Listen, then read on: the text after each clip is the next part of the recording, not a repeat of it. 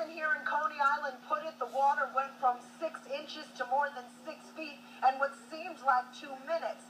The rush of seawater that took over parts of Coney Island, well, they've never seen anything like it. It's why the beach now looks like this. Tons of debris now litters the sand. But now that the water has gone down, it's driving many people to take matters into their own hands. We survived the storm, but we didn't survive the robbery, actually. It is the devastation after Hurricane Sandy. It's chaos. The roughly 6 feet of salty water that barreled into and stayed here in parts of Coney Island. We fall down, but we get up.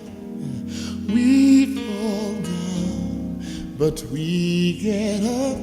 Oh yes, for a saint is just a sinner who fell down, but we couldn't stay there, and God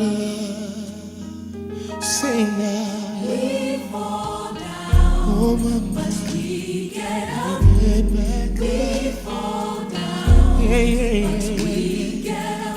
Back up. We fall down, Oh my, but we get back up again. for a saint is just Yes, we a are. sinner Oh, yes we are, down. but we can't stay there.